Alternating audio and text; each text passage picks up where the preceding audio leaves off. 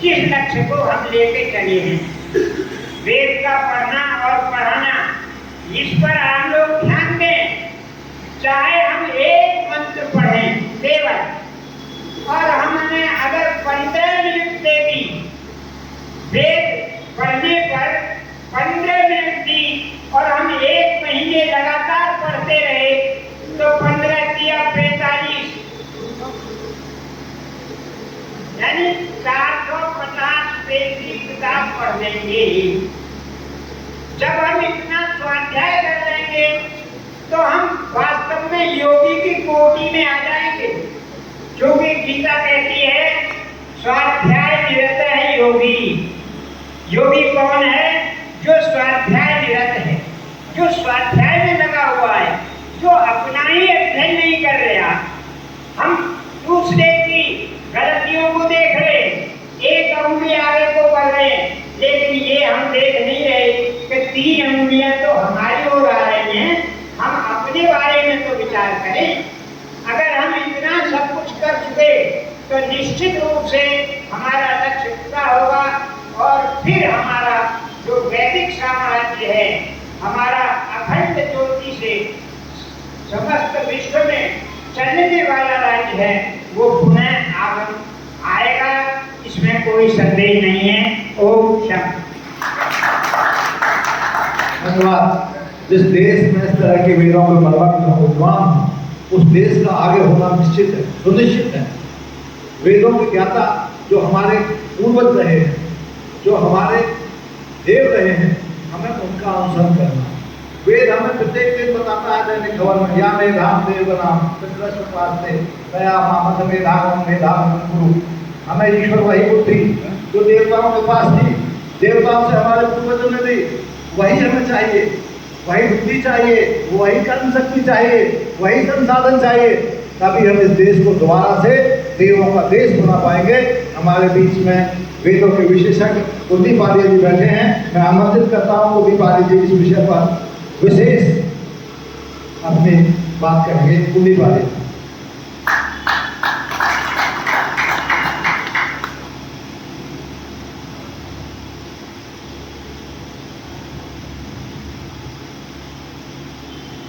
ओम विश्वानि देव समितिर्दुरितानि परासुभ यद्भद्रं तन्नयासुभ। ओम शांति शांति शांति। आज के इस कार्यक्रम की अध्यक्षता कर रहे माननीय अध्यक्ष महोदय जी और ग्रेटर नोएडा से हमारे बीच में उपस्थित हुए आराधनीय सभा के राष्ट्रीय अध्यक्ष शास्त्रार्थ महारथी आदरणीय श्री महेंद्र सिंह आर्य जी, उन्हीं के साथ में ग्रेटर नोएडा से हमारे बीच में उपस्थित हैं भामा शाह की और भीष्म की उपाधि से सम्मानित, जिनके खड़े हो जाने मात्र से बड़े बड़े आयोजन सफल हो जाते हैं, ऐसे हमारे बीच में आदरणीय बाबा रामेश्वर सरपंच जी, और मेरे साथ में बिजनौर से स्वास्थ्य का साथ न देते हुए उपस्थित हुए आदरणीय महात्मा कल्याण जी। मंच पर हमारे सभी सम्मानित विद्वत मंडल, अन्य सभी विद्वान, राजनीय सभा के सभी पदाधिकारीगण, आर्य समाज के सभी जिला और स्थानीय पदाधिकारीगण, सभी धर्म प्रेमी सज्जन, मातृशक्ति का प्रतिनिधित्व कर रही हमारी माता जी। बहुत सुंदर विषय रखा है। मैं आज शौरभ जी ने बहुत बढ़िया बात कही है। मैं देख रहा हूँ ये चूंकि आर्य समाज की जो सभा होती, विद्वानों की सभा होती, और एक एक व्यक्ति इतना बड़ा विद्वान है, उसको आप घंटों बोलने के लिए बोलने सकते हैं, वो बोल सकता है। विषय दिया गया सौरभ जी की तरफ से कि ये कार्यक्रम जो हम लेके चल रहे हैं इसमें सफलता कैसे मिले, और ये जो विषय है ये क्यों है। तो मैं कुछ चीजें आपके बीच में रखूंगा जो 5-7 मिनट मुझे दी, उसके आगे नहीं जाऊंगा। मैं पूछ लिया सौरभ जी से अनुमति मैं चाहता हूँ, आप लोग थोड़ा सा ध्यान देंगे तो आपकी पूरी बात समझ में आएगी। मेरी बात हुई आदरणीय परसों अध्यक्ष जी से, तो शाम को परसों मैंने ये पूछा कि क्या क्या कैसे रहेगा, तो उन्होंने कुछ मोटी मोटी बातें मुझे बताई, वो मेरे मस्तिष्क में मैं आपके बीच में रख रहा हूँ। सबसे पहली बात तो ये है कि जब कोई आयोजन हम कर रहे हैं, कोई यात्रा निकालें, तो सफल हो कैसे होगी, तो इसको आप आपके परिवार की, गांव के झगड़े की तरह से ले लीजिए। आप झगड़े में सफल कैसे होते हैं, क्या आप अकेले किसी से लड़ सकते हैं? जिससे आप लड़ रहे हैं बहुत बड़ी ताकत है। तो सबसे पहली बात यह है, अगर आपको ये लड़ाई लड़नी है तो अपनी संख्या बढ़ानी पड़ेगी। और संख्या बढ़ानी पड़ेगी तो संख्या बढ़ेगी कैसे? सामने वाले को संतुष्ट करना पड़ेगा। आपके पास में केवल 5 दिन बचे हुए, छठे दिन आपको वहां पर जंतर मंतर पर उपस्थित होना है। कई बार महात्मा कल्याण जी के साथ में जंतर मंतर पर जाने का अवसर मिला। बहुत सारे संगठनों में, बड़ी लड़ाइयों में हम लोग उपस्थित रहे। थोड़ी सी अवस्था से इन सब चीजों को मैंने देखा। तो मैं आपको कहना चाहूंगा कि अगर आपको लड़ाई लड़नी है, अपनी संख्या बढ़ानी है, तो संख्या बढ़ाने के लिए जो और जन सामान्य उनको अपने पक्ष में करना पड़ेगा। आपने देखा होगा गांव में जब 2 लोगों में झगड़ा हो तो एक व्यक्ति कहता है, अरे यार मेरे को तो गाली दी, कोई बात नहीं, पर तुझे भी गाली दे रहा था। बोलो होता है कि नहीं? तो जब आपने वो छेड़ दी लड़ाई आसपास में सबको, अच्छा मुझे भी बोला, बोले आके हम तेरे साथ हैं, तू चल पीछे से, साथ खड़े थे। मुझे ऐसा लगता है ये जो हम लेकर के विषय चले हैं, ये विषय केवल आर्य समाज का नहीं है। आर्य समाज विषयों को निर्धारित करने वाली संस्था है, जबकि ये पूरे देश के संरक्षण करने का काम है, पूरे देश को बचाना है। हम ये नहीं चाहते कि इससे केवल आर्य समाज के कुछ लोग हैं जिन्होंने इस चीज को मोटो को तैयार किया, जिन्होंने इस लड़ाई के लिए कैसे मुहिम तैयार की जाए, किन लोग इन चीजों को रखा जाए, वो आर्य समाज के लोगों ने बुद्धिमानी पूर्वक उन चीजों को रख लिया। लेकिन ये केवल आर्य समाज का नहीं है। आर्य समाज तो इतना ताकतवर है, किसी की माता जी ने दुग्धपान नहीं कराया तो कोई हमसे शास्त्रार्थ कर ले, कोई आर्य समाज को हानि पहुंचा दे। आर्य समाज सक्षम है।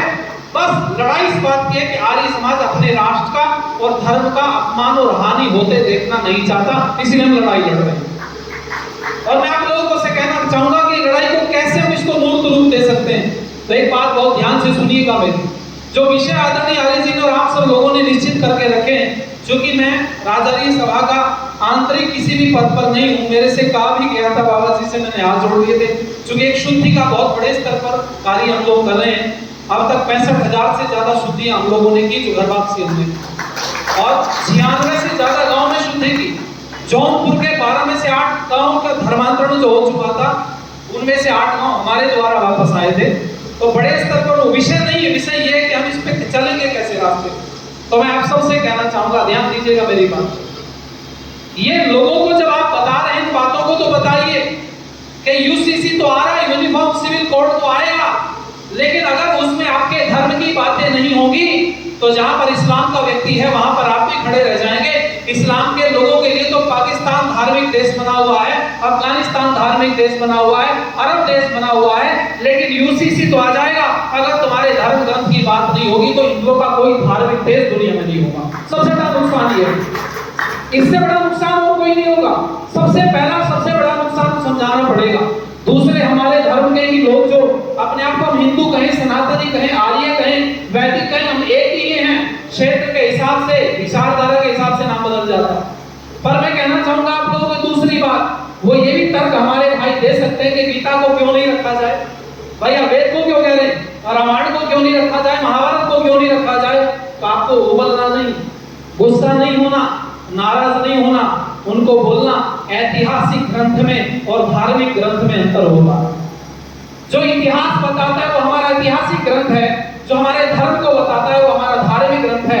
इसलिए गीता, रामायण, महाभारत हमारे इतिहास को तो बताते हैं, लेकिन हमारे धर्म को बोलो नहीं बता पाते। उसके पीछे कारण है, वो कहेगा देखो कृष्ण जी ने उपदेश दिया, हम मानते हैं उपदेश दिया, लेकिन क्या गणित का भी उपदेश दिया है, क्या मकान कैसे बनेंगे उपदेश दिया है, क्या देश कैसे चलेगा ये उपदेश दिया है, क्या राष्ट्र कैसे होगा, धर्म कैसे होगा, विचारधारा कैसे होगी, क्या ईश्वर की मान्यता कैसे होगी, क्या ये उपदेश दिया है, या यान कैसे बनेंगे, या ये उपदेश दिया है, या उन्नति कैसे होगी ये उपदेश दिया है, या धन कैसे उपजेगा क्या ये उपदेश दिया है। अगर ये सारे उपदेश नहीं दिए तो वेद के अंदर दिए हैं, इसलिए वेद को हम लोग चाहते हैं। दूसरी बात ये भी आप कहना कि हम रामायण को, गीता को, महाभारत को स्वीकार करते हैं, अंगीकार करते हैं, हमारे जो विद्वान हैं उनकी कथाएं करते हैं, लेकिन एक बात माननी पड़ेगी कि रामचंद्र जी ने भी वेद को माना, रामचंद्र जी ने रामायण को नहीं माना।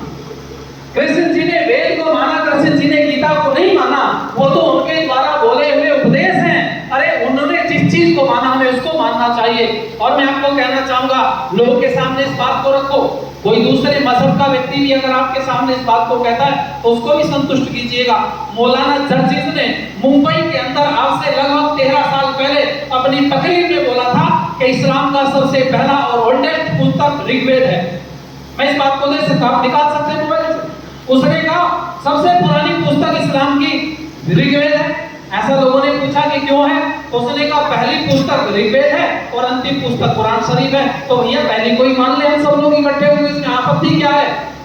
दूसरी बात मैं आप लोगों को कहना चाहूंगा, मेरे पास बड़े सारे, अगर आप लोग इनमें से प्रश्न नहीं करोगे तो समाधान नहीं निकलेगा। इनमें प्रश्न भी निकालो, क्योंकि यूसीसी पर, जनसंख्या पर, क्योंकि मैं ये जो अपना गृह मंत्रालय इसके कुछ लोगों से आंतरिक रूप से हम लोग जुड़े हुए हैं, तो वहां ट्रायल पहले से चल रहा है। इसका नुकसान क्या होगा, इसका फायदा क्या, इन सब चीजों पर चर्चा चल रही है विस्तार से। मैंने कुछ टॉपिक इस पर तैयार किए, कुछ वो आपके सामने नहीं रख पाऊंगा क्योंकि लंबी सभा हमारी चलेगी, इन सब चीजों को लोगों के सामने रखा है। दूसरी बात ये भी आप लोग तर्क दे सकते हैं, ठीक है भारत के संविधान को मानने में हमें कोई आपत्ति नहीं है, पर आपको बताना चाहेंगे कि मनुष्य का बनाया हुआ संविधान ज्यादा देर नहीं चलता। अंग्रेज का संविधान भारत में कितने दिन चला, बोलो 90 साल। अरे बोलो भाई, चला कि नहीं चला। अच्छा इस्लाम आया, उसने भी यहाँ पर भारत में आक्रमण किया। मैं कहना चाहूंगा अब तक भारत ने जो झेले हैं, जितने भी गुलामी झेली, वो 900 वर्ष की है। 900 वर्ष में दुनिया के सारे तंत्र खत्म हो चुके, तो अब जो बनेगा क्या वो 900 साल चल पाएगा, बोलो। और दूसरा तर्क दीजिए, संसार को बने हुए 1 अरब 96 करोड़ 8,53,124 साल हो गए हैं। इन दुनिया के संविधानों को निकालो, बताओ 1 अरब 96 करोड़ 8,53,000 में से 5,000 साल महाभारत के बाद के निकाल दो, उससे पहले संविधान कौन सा था, बोलो जरा। जो करोड़ों साल तक जो संविधान पहले चला है, वो आज भी करोड़ों वर्ष तक चल सकता है, अगर वो संविधान हम अंगीकार करते हैं। दूसरी बात मैं आप लोगों से कहना चाहूंगा, सत्याप्रकाश की बात आदरणीय अध्यक्ष जी ने मेरे से कही थी कि सत्याप्रकाश को 12वीं क्लास के सिलेबस में लगाना चाहिए। ये बड़े सारे लोग तर्क देंगे आपको कि सत्याप्रकाश ही क्यों लगाना चाहें, तो उसको बताना भैया ये वही सत्याप्रकाश है जिसको पढ़ने के बाद में 90 साल की गुलामी से हमने पीछा छूटा है। ये वही सत्याप्रकाश है जिसको पढ़ने के बाद भारत के अंदर 144 लोग रोज धर्म परिवर्तन करते थे। 1875 का आंकड़ा मेरे पास है, मैं भी लगभग मेरी 100 डिबेट पूरी हो चुकी है टीवी में, और सीरियल से वो कल से डालनी हम लोगों ने शुरू की है। आर्य संदेश टीवी चैनल पर आप जिस नौजवान को देखते हैं, इसका चेहरा नहीं दिखाया जाता, आर्यवीर के नाम से आता है, वो मैं कोई विद्यार्थी हूँ या कोई विद्यार्थी के नाम से लिया।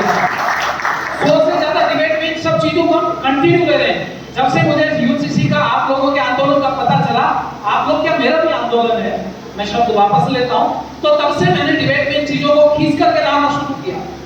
दूसरी बात मैं कहना चाहूंगा, ये जनसंख्या कानून की जो चर्चा चल रही है, यूसीसी के साथ में सत्याप्रकाश की बात अधूरी रह गई, मैं कहना चाहूंगा ये वही सत्याप्रकाश है जब 144 लोग रोज धर्म परिवर्तन करते थे ना गुलाम भारत में, तो आर्य समाज ने इस सत्याप्रकाश को पढ़ करके लोगों की खरवासी की। हम अपने लोगों को बचा सकते हैं, कोई हमें ठग नहीं सकता।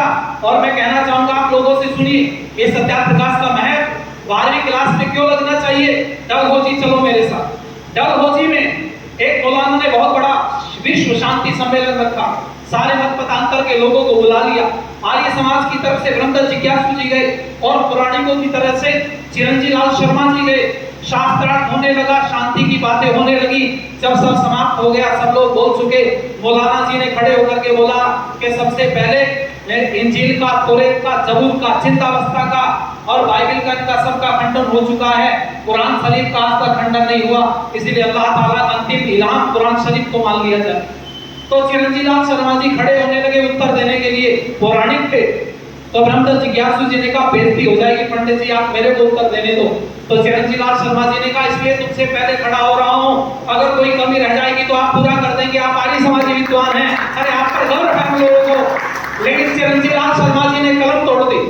चिरंजी लाल शर्मा जी ने खड़े होकर के कहा मौलाना साहब 1 मिनट पर जरा सी बात अधूरी रह गई, उसको पूरा कर दूं।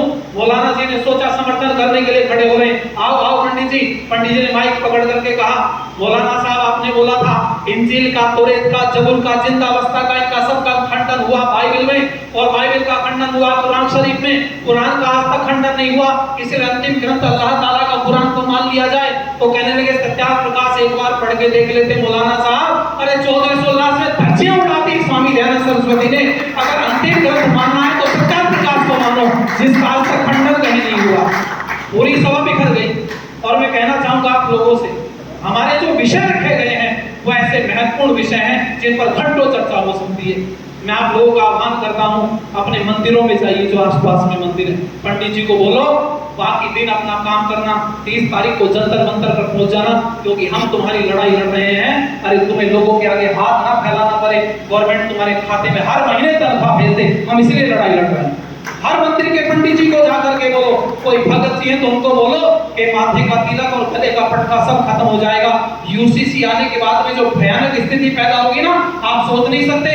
अगर कल को ये कह दिया ना कि मौलाना सर पर टोपी नहीं रखेगा, तो कहेगा पंडित सर पर चोटी नहीं रखेगा, और ये मानना पड़ेगा गवर्नमेंट को, क्योंकि यूसीसी आने के बाद में आपको नहीं पता इसके साइड इफेक्ट्स क्या होंगे, इन पर चर्चा हो रही है।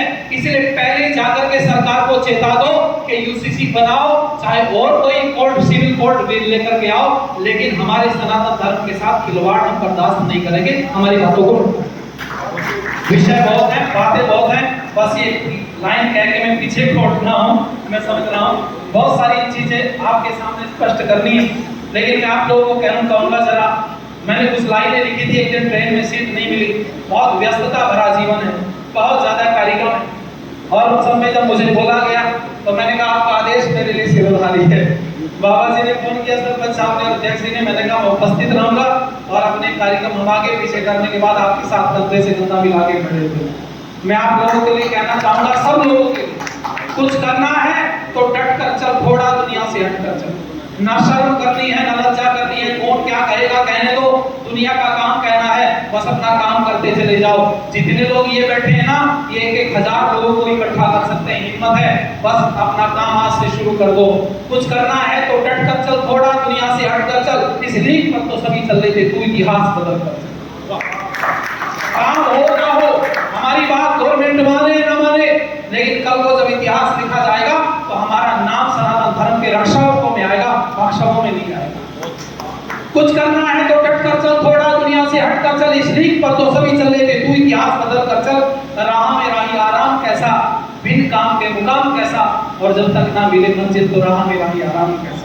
अरे अर्जुन सा निशाना रख, ना मन में कोई बहाना रख, मिलेगी मंजिल जरूर, बस उसी पर ठिकाना रख। जो चले थे अकेले, आज उनके पीछे मेले हैं, और जो करते रहे दूसरों का इंतजार, उनके जीवन में आज भी झमेले हैं। परिश्रम पुरुषार्थ करो, निश्चित रूप से परमात्मा सफलता की तरफ हमें लेकर के चलेगा। आपने सुना, धन्यवाद।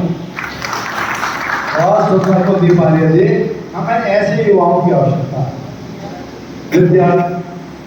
ऐसे विद्यार्थियों की आवश्यकता है जो युवाओं में जोश भर देता है, जो सत्य का उद्घाटन कर देता है, सत्य को प्रकाशित कर देता है। ये चलते फिरते सत्यार्थ विकास है। सत्यार्थ विकास बात पुस्तक नहीं है, विचारधारा है। सत्यार्थ विकास विचारधारा है, और जो उस विचारधारा को आगे बढ़ाता है वो चलता फिरता सत्यार्थ विकास है।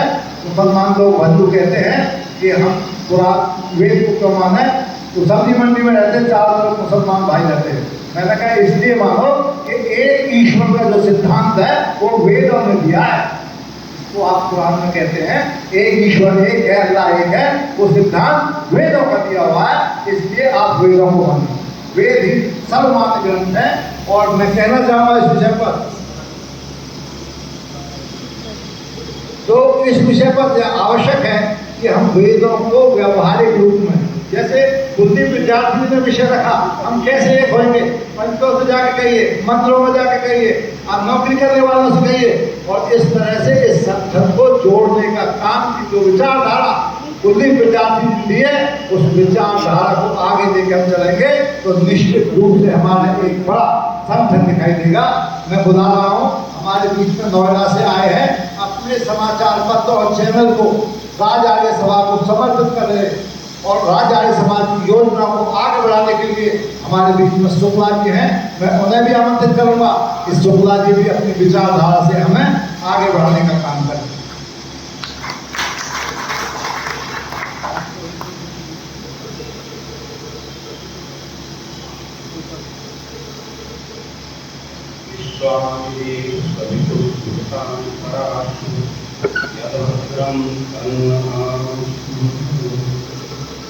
आदरणीय अध्यक्ष महोदय, मंच पर विराजमान बुजुर्ग हैं, और आप सबको बहुत सुंदर बात चल रही है। मुझे कुछ आता जाता नहीं तो चैनल चला रहे हैं, आप हमारे तो चैनल चला सकते हो। केवल एक बात मैं कहना चाहता हूँ, आपने अर्जुन और कबीर साहब ने अर्जुन की ओर बात की ना, आंख की तरह क्या देख रहे, केवल आंख। हम लोग जानते हैं कि वेद सर्वोपरि है, इसकी बात क्या करना है किसी को बताना। यहाँ पर चर्चा तो देखिए 30 तारीख को क्या हो गई है, तीर पर्वत की पिघलनी चाहिए, अब कोई गंगा निकलनी चाहिए, अब कुछ ऐसा होना चाहिए, सत्यार्थ प्रकाश की बात हो, वेद की बात हो, महर्षि दयानंद की बात हो, लेकिन बात तो यह होनी चाहिए राजनीति के अंदर। हम राजनीति में कैसे प्रवेश करें, और राजनीति में प्रवेश करके हमारे महाराज जी कह रहे थे कि हम मंत्रियों से मिले, क्यों मिले? खुदी को कर बुलंद इतना से हक तकदीर से पहले खुदा बंदे से बता तेरी रजा क्या। आज यहाँ पर 2000 लोगों को इकट्ठा करो और 2000 इकट्ठा हो जाएंगे, मंत्री अपने आप जोड़े चले आएंगे। 30 तारीख को अगर आप वहाँ 5-6 लोग इकट्ठे कर देंगे तो सारे चैनल आ जाएंगे। वैसे चैनल को बुलाना पड़ता है, भाई साहब आप कवर करने के लिए आ जाना, लेकिन आप 5-6 लोग इकट्ठा कर दो और इकट्ठा करने के बाद वहाँ नारा दो, हम राजनीति में आ रहे हैं, नहीं कहना है आएंगे या नहीं आएंगे, हम समर्थन करने के लिए आए हैं। लेकिन एक बात याद रखना, समर्थन के बाद में भी हम अगर समर्थन नहीं मिला, और जैसा कि भाई साहब बता रहे थे उनकी बैड इफेक्ट क्या है, हम सनातन धर्म को प्रभु लेकर चलना चाहते हैं, हम वैदिक संस्कृति का प्रचार प्रसार करना चाहते हैं। सनातन धर्म ये है, लेकिन हमारी वैदिक संस्कृति सर्वोपरि है। जहाँ पर महर्षि दयानंद जी ने कहा था, कोई ऊंच नहीं, कोई नीच नहीं, कोई छुआछूत नहीं, सब कुछ है। और हमारे मठ मंदिरों को कितनी 3 बातें हैं आदरणीय अध्यक्ष महोदय जो कहा करते हैं। पहली बात है समर्थन, बहुत अच्छी बात है। समर्थन के बाद में सबसे दूसरी बात है मठ मंदिर की आपको। तीसरी बात है संस्कार युक्त शिक्षा हो, और वो सत्यार्थ प्रकाश हमारे सभी विद्यालयों में, सभी क्लासों में लगाया जाए। उसी सत्यार्थ प्रकाश से निकल करके वो गंगा आएगी जहाँ पर कल्याण करेगी। तो हमें नजर केवल एक बात पे रखनी, हर मंदिर में हर जगह ये बातें हो रही हैं। सत्यार्थ प्रकाश है, महर्षि दयानंद जी का योगदान है, वेदों का सर्वोपरि योगदान है। अब तो सोचना ये है राजनीति कैसी है, और राजनीति जब सोचोगे तो केवल अर्जुन की आंख की तरफ में चिड़िया दिखाई पड़ेगी और कुछ नहीं दिखाई पड़ेगा, क्योंकि आप वेद को मानने वाले हैं। जब राजनीति में होंगे तो वेद नीति से चलेंगे, जब राजनीति में होंगे सत्यार्थ प्रकाश के अनुसार चलेंगे। लेकिन पहले राजनीति में एंटर तो कर लो, क्योंकि राजनीति में इतनी गंदगी भरी हुई है। उसको साफ करने के लिए क्या करेंगे? उसको साफ करने के लिए अपना बल दिखाना पड़ेगा, क्योंकि दिखाए संघे शक्ति कलम होगी। किसकी शक्ति है? जिसके पास ज्यादा सांसद है उसकी शक्ति है। मोदी के पास ज्यादा सांसद है तो सब कुछ कर रहा है, अकेले के पास नहीं सांसद तो क्या कर पाएंगे? इसलिए हमें सबसे पहले ये करना है, इकट्ठा करना है लोगों को, गांव गांव गली गली में, कि वो आर्य समाज के सिद्धांत, सात्विकता के सिद्धांत, उन सिद्धांतों को लागू करने के लिए, भाईचारा बनाने के लिए, संस्कार युक्त शिक्षा देने के लिए और वेद नीति लागू करने के लिए आओ हमारे साथ चले। 30 तारीख को काम देना है, वो अपना क्या नाम जंतर मंतर। और जब वहां पर आप सारे लोग इकट्ठे होंगे, निश्चित रूप से दिखाई पड़ेगा ना, जो दिखता है हमारे यहाँ चैनल में, मैंने 9 चैनल, ये सूरत संजीव के और ये जितने भी हैं, इनका सबका चपरासी रहा, जो धर्म चैनल है उनका 10 साल दैनिक जागरण रहा। एक ही बात एक ही है, हम लोगों को भी देना पड़ता है जहाँ पर दिखाई पड़ता है कि सम्मत है, बहुमत है, लोग है, जनबल है, धनबल है, दिखा देना पड़ता है कि वहाँ पर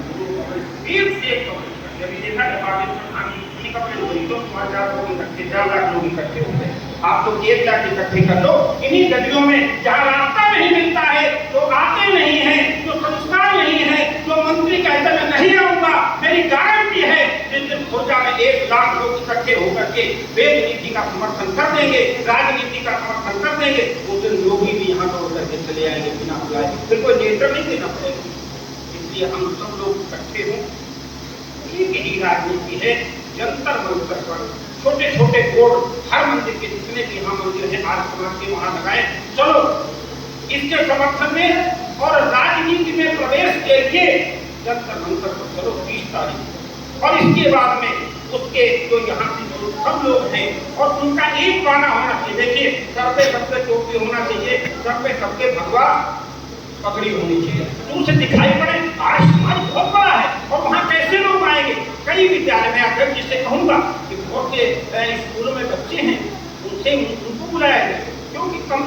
कम 5-7 हज़ार 10 हज़ार की वहाँ भीड़ होनी चाहिए। अगर इससे कम भीड़ हो गई तो वहाँ को सुनने वाला नहीं, कोई कहने वाला नहीं। इसलिए हम सब लोग इकट्ठे होकर के संरक्षक हम जीवनांत जानता इस सूत्र का पालन करते हुए एक साथ चले, एक साथ बैठे, एक साथ बात करें। आज समाज में पहली बार क्रांतिकारी आदरणीय अध्यक्ष जी से मैंने कहा, मेरे गुरु आए थे, पहला इंटरव्यू आप लोगों ने देखा होगा।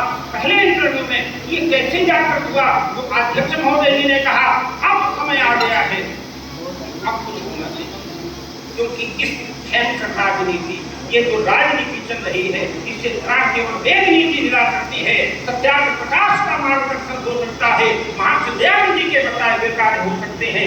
इन सब कार्यों को पालन करने के लिए, क्योंकि हमें जब आजादी मिली थी तब कहा गया था कि हम उस धर्म को पालन करेंगे। हमारे कामेश्वर जी बैठे हुए सरपंच जी बहुत अच्छी बात बोले थे स्टूडियो में कि हमें ये कहा गया था कि हम किस प्रकार से कार्य करें कि नीति निश्चित रूप से वेद नीति के अनुसार हो। मैं प्रणाम करता हूँ, बोल नहीं पाता हूँ, तो ऐसे दो बातें मुझे मन में आया।